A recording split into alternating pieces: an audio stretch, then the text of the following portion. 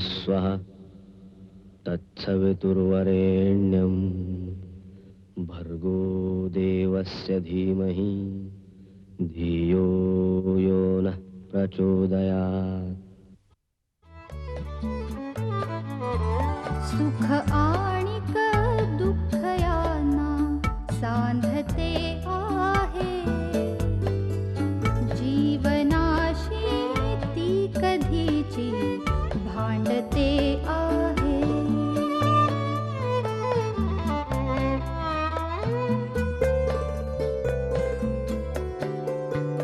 दोन डोळ्यांनी मुक्याने बोलताना ती वेगळे काहीतरी बघ सांगते आहे।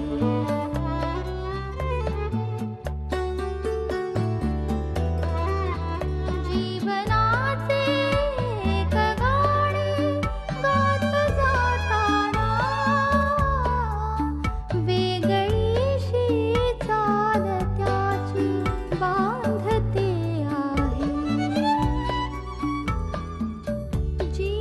जीवनासाठी जणू ही अकस्मिता, सुखाणिक दुःख वेडी अवंतिका।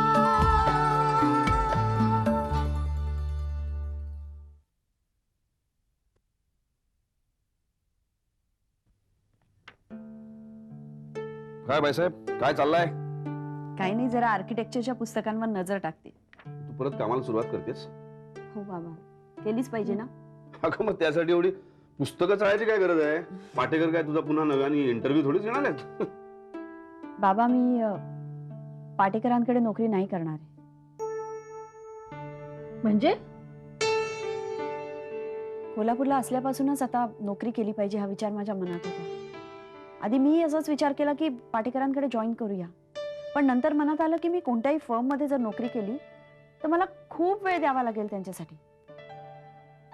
आणि बाबा, तुम्हाला आठवतं ना, लहानपणी मला तुमच्यासारखं प्रोफेसर व्हायचं होतं। हो ग बाई, लहानपणी सगळ्या मित्रमैत्रिणी जमवून क्लासेस घेत बसलेली असायची। टीचर खेळायची। कोल्हापूरला असतानाच पेपरमध्ये आमच्याच कॉलेजमध्ये लेक्चरशिपसाठीची जाहिरात पाहिली आणि अर्ज पण करून टाकला, अगदी सहज म्हणून। मला बोलावणं आलं, उद्या इंटरव्ह्यू आहे। अरे बाबा, या सगळ्या डिवोर्सच्या गडबडीमध्ये राहून गेलं सांगायचं। देऊ ना मी इंटरव्ह्यू? ऑफकोर्स, मला तुझा निर्णय खूप आवडलाय। शिकवण्यात जो आनंद आहे ना, तो बाकी कशात नाही। त्यामुळे आपलंही ज्ञान वाढतं, मुख्य म्हणजे अपडेट होतं। आणि आई, शिवाय मी असा विचार केला की कॉलेजची नोकरी म्हणजे मला वेळही भरपूर मिळेल आर्यसाठी, पुष्कळ वेळ घरी राहता येईल। हा मात्र तुझा मुद्दा अगदी मला पटला। अगं काय झालंय, माझाही स्टॉलचा व्याप वाढत चाललाय। रुक्मिणी कितीही आपली म्हटली तरी सुद्धा तिच्यावर आर्याला सोपवणं काही बरोबर नाही। बरं झालं तुलाही वेळ देता येईल। तुझा हा निर्णय अगदी पटला मला। फक्त आता मिळाला पाहिजे जॉब। वेल, हळूहळू सगळ्या गोष्टी तुझ्या मनाप्रमाणे होत आहेत असं दिसतंय। All the best.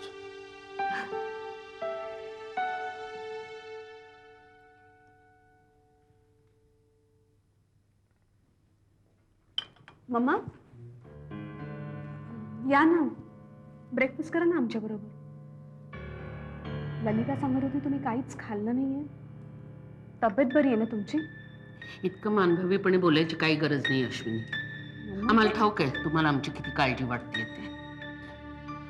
मम्मा, असं नाहीये हो। एक शब्द पुढे बोलू नका। मम्मा, आता तुम्ही त्यांच्या बाजूने बोलू नका हं, अभिषेक। आम्ही कधी विसरू शकणार नाही की ते आमच्याशी खोटं वागले आणि त्यांनी अवंतिकाला मदत केली। या घराण्याची सून असून या घराण्याची बदनामी व्हायला त्यांनी मदत केली।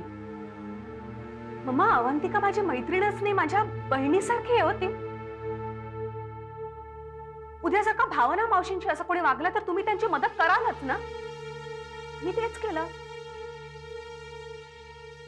नाही, माझंच चुकलं। कदाचित घराण्याची प्रतिष्ठा आड येत असेल तर तुम्ही स्वतःची सुद्धा मदत करणार नाही। Ash please. आमचं मम्मा, बघा, मला वाटतं आपण हे सगळं आता विसरून जाऊया प्लीज।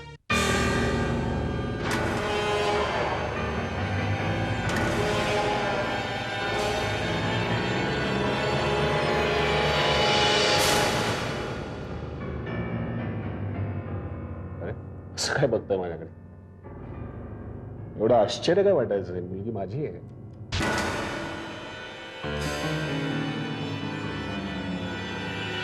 आणि आता ती माझ्याकडेच राहील.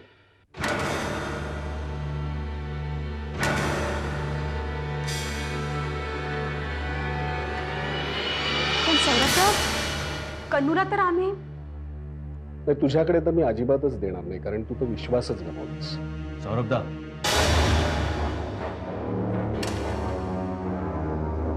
म्हणून मी सगळ्यांसमोरच सांगतोय ही मुलगी आता माझ्याकडेच राहील. मी काय तिला दत्तक देणार नाही.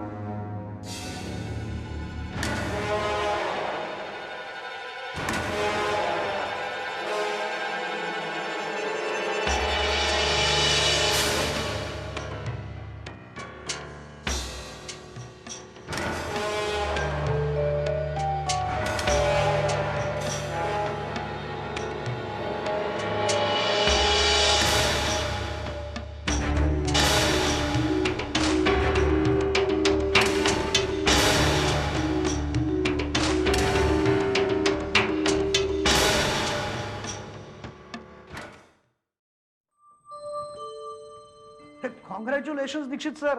कशाबद्दल? काय ऐकतोय? मॉरिशसला चाललात म्हणे तुम्ही? हा, मी ऐकलं एक कल्चरल एक्सचेंज प्रोग्राम आहे, त्यात मला बोलायचं आहे. बढिया सर. तुमचा या विषयावर इतका सखोल अभ्यास आहे की या विषयावर तुमच्या व्यतिरिक्त कोण बोलणार?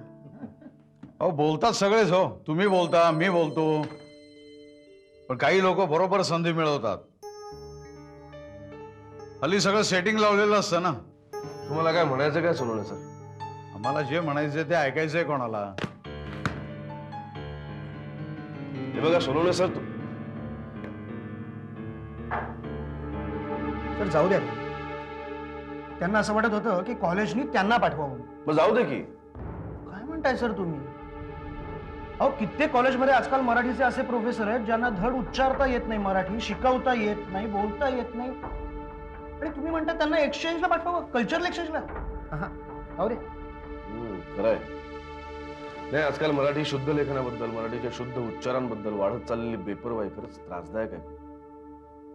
निदान आपली चूक काय कळल्यावरती सुधारण्याचाही प्रयत्न करत नाहीत.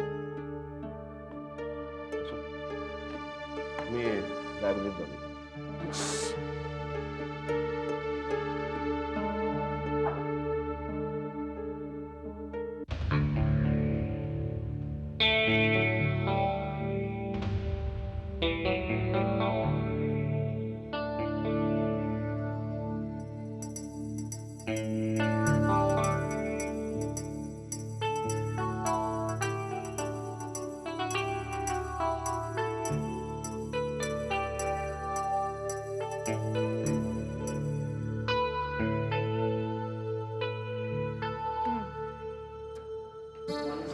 मॉर्निंग. मॉर्निंग. सर. अरे मोनिशा, आज काय डिफिकल्टी? नाही, डिफिकल्टी नाही. मग तुम्ही लेक्चरला चाललाय? नाही, मी जरा लायब्ररीत चाललोय. हा, मला त्याच विषयी बोलायचं होतं. म्हणजे मला काही पुस्तकं वाचावीशी वाटतात. तुम्ही मला काही पुस्तकांची नावं सुचवाल? तू मराठी पुस्तक वाचणार? हो का सर? काय काय वाचलंस आजपर्यंत? चांदोबा, विचित्र विश्व? काय सर, म्हणजे मला आधी मराठी विषयात इंटरेस्ट नव्हताच, पण या वर्षीपासून तुम्ही शिकवायला लागलात आणि खरंच मला इंटरेस्ट वाटायला लागला. चला, कुठल्या तरी निमित्ताने तुला इंटरेस्ट वाटायला लागलाय. तुला मी आधी माझ्याकडे एक पुस्तक आहे ते देतो, ते वाच. पण वाचून त्याच्यावर बोलायचं. काय आवडलं, काय समजलं, काय शिकायला मिळालं. वाचून नुसतं विसरून जायचं नाही. मोनिशा, तुला पुस्तकं वाचावीशी वाटत आहे त्याचा मला खूप आनंद वाटतो. तू हुशार आहेस, ऑलराऊंडर आहेस, पण वाचन हे अतिशय महत्वाचं असतं. कुठल्याही भाषेवरची पुस्तकं वाचावी, त्यांनी ज्ञानात भरच पडते. आणि मुख्य म्हणजे चार चौघात कुठल्याही विषयावर हिरिरीने बोलता येतात. हिर नाही, हिरहिरी नाही, म्हणजे आसुसू छान.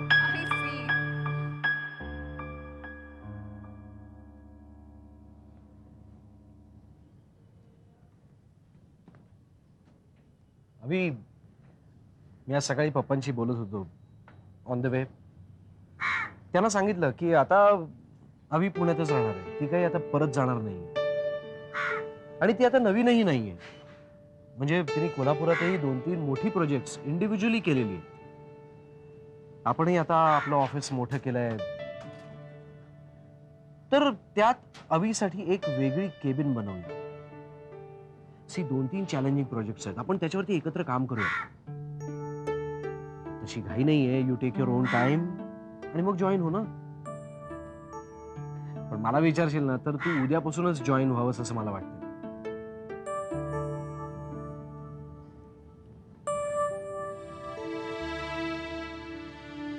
अनिश, मी आपलं ऑफिस जॉईन करणार नाहीये. काय? हो, मी एका कॉलेजमध्ये ॲप्लिकेशन केलंय लेक्चररच्या जॉबसाठी. मला असं वाटतं मी आधी MArch करावं आणि नंतर PhD. मग कर ना, पण त्यासाठी लेक्चरर होण्याची गरज काय आहे? गरज आहे अनिश.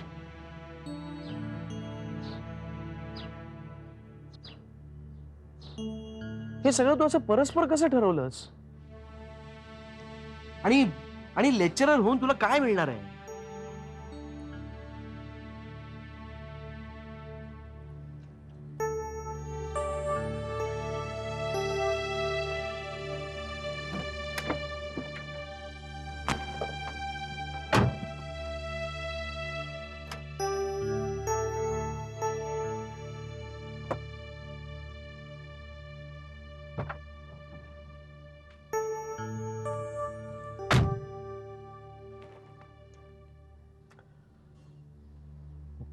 दिस इज नॉट फेअर अवंतिका. अगं मी मनाशी काय काय ठरवलं होतं माहितीये. आय वॉज सो हॅपी की तू पुन्हा एकदा ऑफिस जॉईन करणार, आपण दोघं एकत्र काम करणार. I was so excited.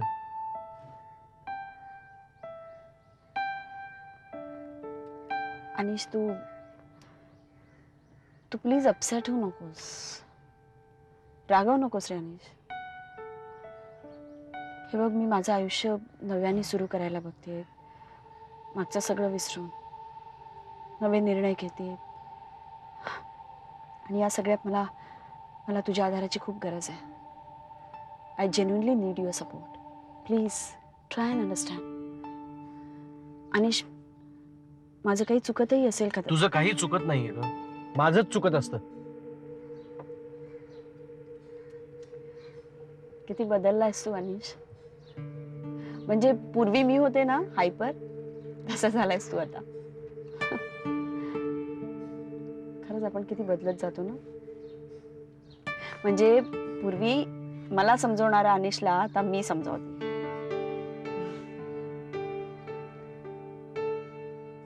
खरंच खूप काही बदललंय.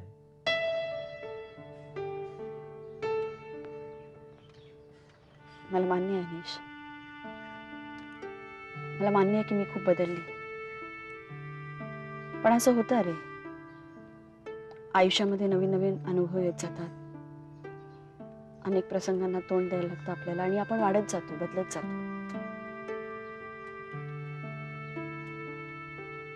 अनिश, आता माझ्या आयुष्यात अत्यंत महत्त्वाच्या 2च गोष्टी आहेत. एक म्हणजे माझं करिअर आणि दुसरी त्याहून महत्त्वाची गोष्ट म्हणजे आर्य.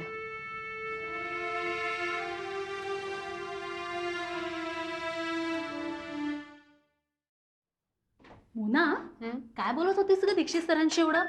Any difficulty? खूप डिफिकल्टीज. म्हणजे मला ते खूप आवडतात. त्यांचं नॉलेज, त्यांची शिकवण्याची पद्धत, त्यांची पर्सनॅलिटी, वाव. आणि खरंच खूप प्रेमळी आहेत ना ते. Very caring. Yeah, just like a father. Father? Hello, I like him. I mean, Mona, तू त्या दृष्टीने तर नाही ना?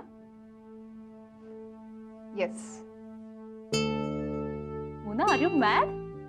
अगं वेडी आहेस का? ते प्रोफेसर आहेत आपले. अगं किती एज डिफरन्स. आपल्यापेक्षा मोठी मुलगी असेल त्यांना. So what? ना अगं, असे विचार येतातच कसे ग तुझ्या मनात? अगं एखादा यंग प्रोफेसर असता तर ठीक आहे ग, पण हे तर प्रेमात एज वगैरे हा क्रायटेरियाच नसतो. परवा आपण ती फिल्म बघितली होती ना, त्यामध्ये तो हिरो हिरोईन पेक्षा 20 वर्षांनी मोठा होता. अगं पण फिल्म आणि रियालिटी मध्ये काही फरक नाहीये का? रादर ती फिल्म बघताना मला त्या हिरोच्या जागी फक्त प्रोफेसर दीक्षित दिसत होते. हो ना, तो विषय आता डोक्यातून काढून टाका तू प्लीज.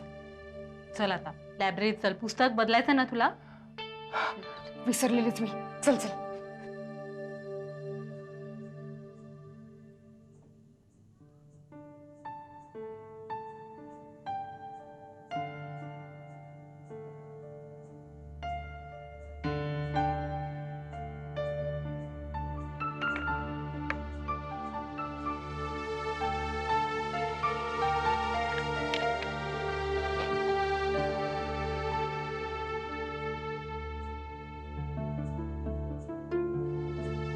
अमोल, काय वाचतोयस? निखिलची डायरी. Bad manners. हा, अशी कुणाची डायरी वाचायची नसते. त्याने स्वतःच आग्रह केला असेल तर? म्हणजे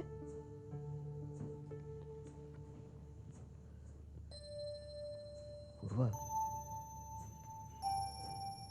निखिलने सौरभ आणि अवंतिकाच्या केसचा त्याच्या पॉइंट ऑफ व्ह्यूने यात विचार मांडलाय. खरंच?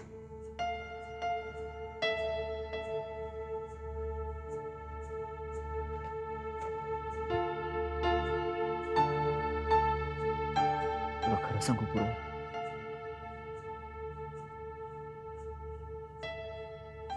ही डायरी वाचल्यानंतर एक गोष्ट मात्र लक्षात आली, आणि ती किमान तुझ्या समोर तरी मला मान्य करायलाच हवी. बोल ना.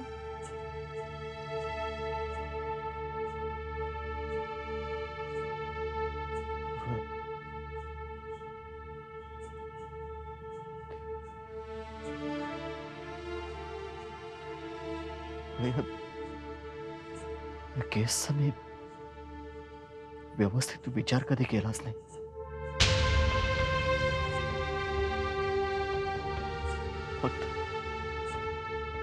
फक्त डावपेचांची आखणीच करत राहिलो. यामध्ये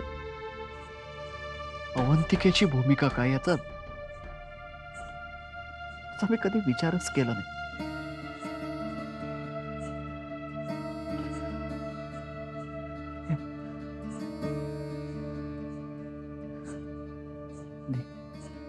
निखिलची खूप खूप वाईट वागलो मी. अमोल, माझा ऐकशील? तू निखिलची जाऊन माफी माग ना.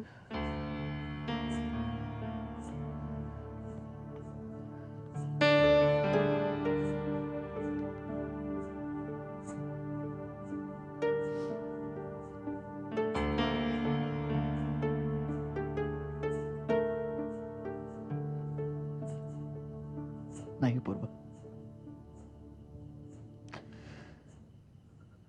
नाही. म्हणजे लहानपणी सगळं ठीक होतं ग.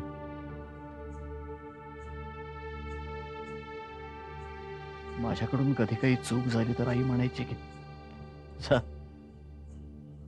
जाऊन सॉरी म्हणून ये. मी जाऊन सॉरी म्हणायचो आणि लगेचच आमच्यात बट्टी व्हायची. पण निखिलला कधी गट्टी करायला जमलंच नाही.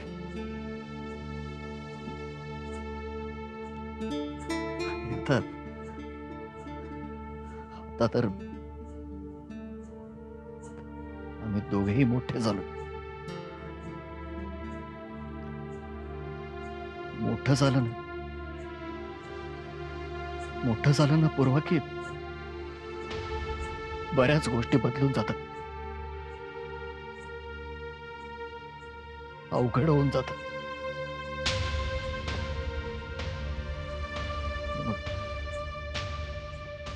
बट्टीही करता येत नाही आणि कट्टीही करता येत नाही.